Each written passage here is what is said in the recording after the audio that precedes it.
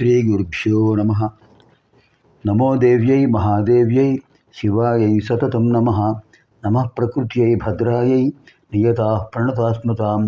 అర్చనకాలే రూపగత, సంస్తుతికాలే శబ్దగత, చింతనకాలే ప్రాణగత, తత్వవిచారే సర్వగత.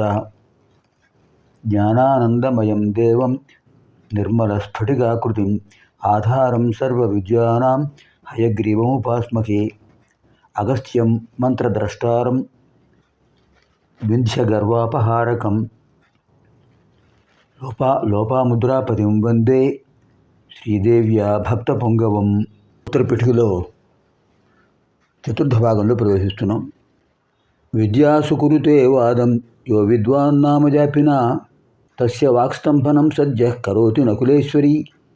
ఎవరైనా సరే లలితా సహస్రనామ పారాయణ చేసే విద్వాంసులతో, అలాగే శ్రీచక్రాన్ని విధించేవారు, శ్రీ విద్యోపాసకులు, శ్రీదేవి అర్చన చేసేవారు, సహస్రనామాలు జపించేవారు, అలాంటి వారు పారాయణ చేసేవారు, అలాంటి వారు ఎవరైనా సరే అలాంటి వాళ్ళు పండితుడుగా విద్వాంసుడిగా ఉన్నప్పుడు, అంటే విద్వాంసులు అమ్మవారి అనుగ్రహం పొంది ఉన్నప్పుడు వారితో ఎవరైనా విద్వాంసులు సరైన చర్చలు చేయకుండా, సరైన వాదన చేయకుండా వాళ్ళని మోసం చేయాలని, ఎలాగోలా వాళ్ళని ఓడించాలని దుర్బుద్ధితో వాళ్ళు ఏదైనా చేస్తే, శుష్కవాదాలు అంటే వ్యర్థమైన వాదాలు చేయిస్తే, అప్పుడు నకులేశ్వరి అనే అమ్మవారు తస్య వాక్స్తంభనం సద్య కరోతి, వారికి వాగ్బంధనం చేసేస్తారు.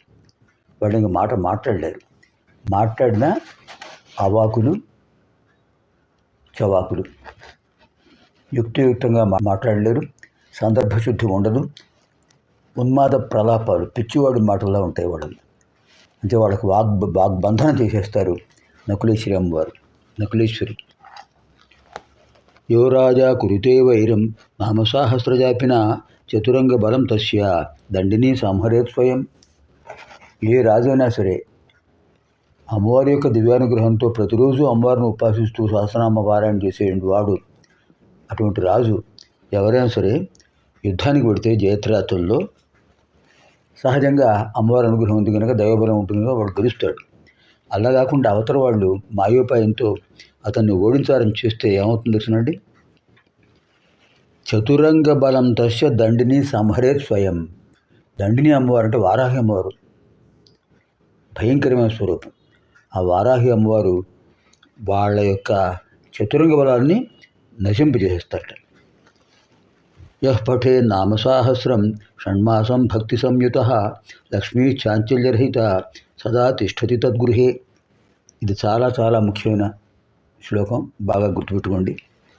సరిగ్గా ఇది 39వ శ్లోకం ఉత్తరార్థం, 40వ శ్లోకం పూర్వార్థం. యః పఠే నామ సాహస్రం షణ్మాసం భక్తి సంయుత లక్ష్మీశ్చాంచల్యరహిత సదా తిష్టతి తద్గృహే. 6 నెలల పాటు ఒక్కరోజు కూడా అంతరాయం లేకుండా అమ్మవారి యొక్క దివ్యానుగ్రహంతో సహస్రనామ పారాయణ చేసినటువంటి ఆ గృహంలో, అంటే ఆ గృహంలో గృహిణి కానీ గృహస్థుడు కానీ ఏ ఒక్కడు చేసినా చాలు, ఇద్దరు చేస్తే మరీ మంచిది. అలాంటి వాళ్ళ గృహంలో ఎటువంటి మార్పు జరుగుతుందో తెలుసునండి. లక్ష్మీశ్చాంచల్యరహిత సదా తిష్టతి తద్గృహే. శ్రీ మహాలక్ష్మీదేవి అక్కడ స్థిరంగా ఉండిపోతారు. సామాన్యంగా ఒక శాస్త్రవచనం ఏంటంటే లక్ష్మీశ్చంచలా అంటారు. సంపద స్థిరంగా ఉండదుట, వస్తుంది పోతుంది. సీతా వచ్చిన వచ్చును సలలితముగా నారికేళ శరీరము భంగిన్. సీత పోయిన పోవును కరిమింగిన వెలగపండు కరణిని సుమతి అంటాడు మహాకవి బద్దన. కొబ్బరికాయలో నీళ్ళు ఎలా వచ్చాయి? భగవంతుడు ఇచ్చాడు. అలాగే ఆ స్త్రీ తనంతట తానుగా రావాలి. దైవభక్తి లేనప్పుడు ఏమవుతుంది? సీత పోయిన పోవును కరిమింగిన వెలగపండు కరణిని సుమతి. వెలగపండును మింగి తింటుంది, ఏనుగు తింటుంది, ఆ గుజ్జు మాత్రమే తింటుంది, పై ట్యాంక బయటకు వచ్చేస్తుంది, పంపించేస్తుంది, విసర్జన చేస్తుంది. ఎలా పోయింది అది? ఇంకొక అర్థం ఏంటంటే కరి అంటే ఒక కీటకం అని కూడా అర్థం. ఆ కీటకాలు లోపల చేరి ఆ గుజ్జును తినేస్తాయి, పైన డొల్ల మాత్రం మిగులుతుంది. అది కూడా అర్థం ఉంది. ఎలా పోయింది? భగవంతుడు ఇలా విరాసు. అలా సిరిదా పోయిన పోవును కరిమింగిన వెలగపండు కరణిని సుమతి. అలా అమ్మవారి అనుగ్రహం ఉంటుంది కనుక 6 నెలల పాటు స్థిరంగా అంతరాయం లేకుండా, ఆటంకం లేకుండా ఆ గృహిణి కానీ గృహస్థుడు కానీ అమ్మవారి నామాన్ని జపించినట్లయితే వాళ్ళ గృహాల్లో లక్ష్మీ అచంచరా భవతి. లక్ష్మీ చాంచల్యరహిత సదా తిష్టతి తద్గృహే. ఇంకొక విషయం చెప్పారు. మాసమేకం ప్రతిదినం త్రివారం యః పఠేన్నరః భారతీ తస్య జిహ్వాగ్రరంగే నృత్యతి నిత్యశః. మాసమేకం ప్రతిదినం త్రివారం యః పఠేన్నరః. ఎవరైనా సాధకుడు దీక్షతో పట్టుదలతో ఒక నెల రోజుల పాటు రోజుకు 3 సార్లు ప్రాతఃసంధ్యా సమయం, మాధ్యాహ్నిక సంధ్యా సమయం, సాయం సంధ్యా సమయం, త్రిసంధ్యా సమయాల్లో సహస్రనామాలను పారాయణ చేసినట్లయితే అర్థవంతంగా, సస్వరంగా, సుస్వరంగా ఎవరిని తెలుసునండి? భారతీ తస్య జిహ్వాగ్రే భారతీ తస్య జిహ్వాగ్రరంగే నృత్యతి నిత్యశః. సరస్వతి కటాక్షం లభిస్తుంది. అతని నోట అమ్మవారు మంచి మాటలు పలికిస్తారు. ఇప్పుడు మహామహా ప్రవక్తలు ఉన్నారు, ఒక ఉన్నత స్థాయికి చేరిన ప్రవక్తలు. ఎందుకు వాళ్ళకి అంత శక్తి వచ్చింది?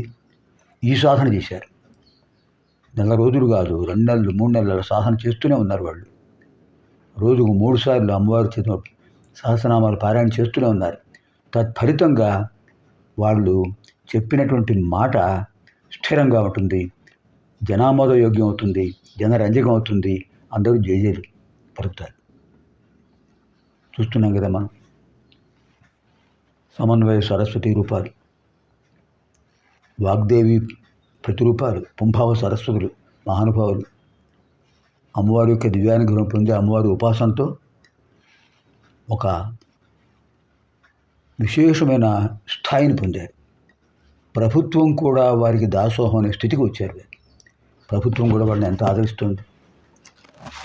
ఆస్థాన పండితులుగా, ఆస్థాన విద్వాంసులుగా నియమించి గౌరవించారు అంటే ఎక్కడి నుంచి వచ్చింది ఆ శక్తి? ఇది ఎస్త్వే గవారం పఠతి పక్షమాత్రమ తంద్రిత ముహ్యంతి కామవశగా మృగాశ్యస్తస్య వీక్షణాత్. వివాహం కాని వాళ్ళు తప్పనిసరిగా ఒక 15 రోజుల పాటు అమ్మవారి నామాలను పఠించినట్లయితే, పారాయణ చేసినట్లయితే వారికి యోగ్యవతి అయినటువంటి భార్య లభిస్తుంది. అందులో ఏమాత్రం సందేహం లేదు. యః పఠేర్నామ సాహస్రం జన్మ మధ్యే సకృందరః తదృష్టిగోచరా సర్వే ముచ్యంతే సర్వకిల్బిషైః. నామసహస్రాన్ని జన్మ మధ్యలో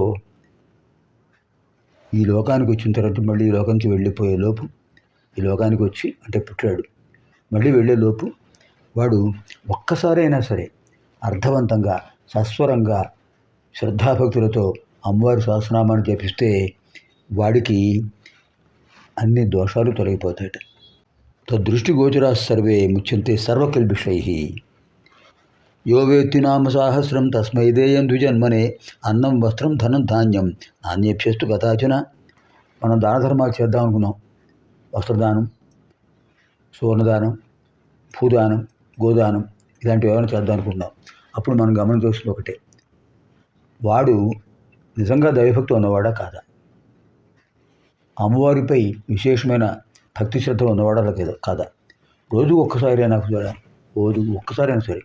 రోజుకు ఒక్కసారైనా సరే శ్రీమాత్రే నమః, శ్రీదేవ్యే నమః, శ్రీ మహాలక్ష్మీ నమః, శ్రీ సరస్వత్యే నమః అని ఒక్కసారైనా అనుకుంటే వాడికి మాత్రం అందరూ తప్పకుండా దాన ధర్మాలు చేస్తారు. అలాంటి వాడికి ఇస్తే పుణ్యం అంటారు. అన్నదానం, వస్త్రదానం, ధనదానం, ధాన్యదానం వాళ్ళకి ఇస్తే అమ్మవారి వాళ్ళకు కలుగుతుంది, ఇచ్చిన వాడికి కలుగుతుంది. అన్నం శ్రీమంత్రరాజం యో వేత్తి శ్రీచక్రం యః సమర్చతి యః కీర్తయతి నామాని తం సత్పాత్రం విదుర్భుతాః తస్మై దేయం ప్రయత్నేన శ్రీదేవి ప్రియమిచ్చత. ఎవరైతే శ్రీచక్ర అర్చన చేస్తారో శ్రీ విద్యోపాసన చేస్తారో, ఎవరైతే అమ్మవారిని సేవిస్తూ ఉంటారో, సహస్రనామాలు చదువుతుంటారో అలాంటి వాళ్లకు తప్పకుండా సత్పాత్రత, యోగ్యత లభిస్తాయి. వాళ్ళు అమ్మవారి అనుగ్రహం పొందుతారు, జనామోదం పొందుతారు. అందరూ అతన్ని ఒక ఆరాధ్య దైవంగా చూస్తారు. ఇప్పుడు గొప్ప గొప్ప పదవుల్లో ఉన్నవారు, విశిష్టమైన పదవుల్లో ఉన్నారు, అధికారంలో ఉన్నారు. అధికారం ఉంది, ధనం ఉంది, అంగబలం ఉంది, అర్ధబలం ఉంది, అన్నీ ఉన్నాయి. అందరూ ఆదరిస్తున్నారు. ఎక్కడి నుంచి వచ్చింది? వాళ్ళు గత జన్మలో అమ్మవారిని శ్రద్ధాభక్తులతో సేవించారు, నామసాహస్రం చేశారు, పారాయణ చేశారు. ఆ ఫలితం ఇప్పుడు అనుభవిస్తున్నారు. పునర్మిలామः ఆగామి కార్యక్రమం.